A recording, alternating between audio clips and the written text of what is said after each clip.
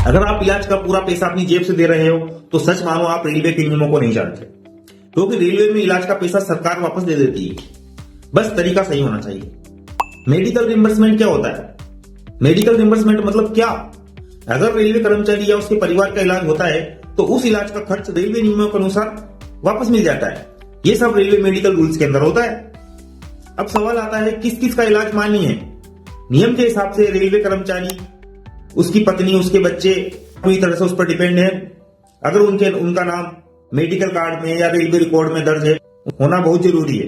Railway में ये इलाज मान्य होते हैं: ओपीडी में दिखाना, हॉस्पिटल में एडमिट होना, ऑपरेशन, जांच जैसे blood test, x ray, CT scan, MRI और डॉक्टर की पर्ची से ली गई दवाइयां। लेकिन याद रखो, बिना डॉक्टर की सलाह के कराया गया इलाज मान्य नहीं होता। अब सबसे इंपॉर्टेंट पॉइंट सुनो। अगर इलाज कराया है रेलवे या सरकारी अस्पताल में तो पूरा खर्च नियम के अनुसार मिल जाता है। रेलवे से मान्यता प्राप्त हॉस्पिटल में तो कैशलेस या रिम्बर्समेंट दोनों हो सकता है, लेकिन प्राइवेट हॉस्पिटल में सिर्फ इमरजेंसी में ही इलाज मान्य है और उसके लिए इमरजेंसी सर्टिफिकेट और रेलवे मेडिकल ऑफिसर की वेरिफिकेशन होना बहुत जरूरी है। बिना इमरजेंसी प्राइवेट इलाज कराया तो पैसा नहीं मिलेगा। और इमरजेंसी कब मानी जाती है? जब जान को खतरा हो, एक्सीडेंट हो जाए या हार्ट अटैक आए या बहुत ज्यादा ब्लीडिंग हो।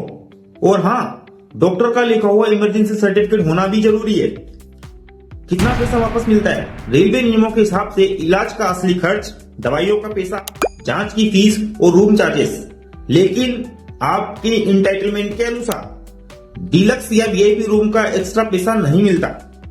मेडिकल क्लेम के लिए ये कागज बहुत जरूरी है: ओरिजिनल बिल्स, डॉक्टर की prescription, discharge summary, emergency certificate अगर केस इमरजेंसी का है, और ऑफिस का क्लेम फॉर्म होना बहुत जरूरी।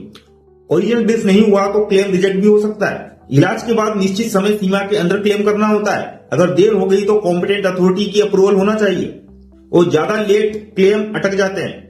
और सबसे बड़ी गलतियां, जिन गलतियों की वजह से पैसा रुक जाता है: इमरजेंसी सर्टिफिकेट नहीं लेना, ओरिजिनल बिल्स खो देना, प्राइवेट हॉस्पिटल में बिना परमिशन के इलाज करवाना और टाइम लिमिट क्रॉस कर देना। तो इन सब का रिजल्ट है या तो क्लेम रिजेक्ट हो जाता है या फिर क्लेम हो चुका है तो रिकवरी हो जाती है। तो याद रखिए, इलाज के पहले मेडिकल डिपार्टमेंट से जानकारी लें, इमरजेंसी में तुरंत सूचना दें और हर कागज को संभाल कर रखें। मेडिकल रिइंबर्समेंट आपका हक है, लेकिन नियमों के अंदर। अगर आप एक रेलवे कर्मचारी हैं तो यह जानकारी आपको पता होना चाहिए। लाइक करें, शेयर करें, कमेंट में लिखो मेडिकल रूल्स, ताकि अगला वीडियो बनाऊं कि मेडिकल क्लेम रिजेक्ट होने से कैसे बचें।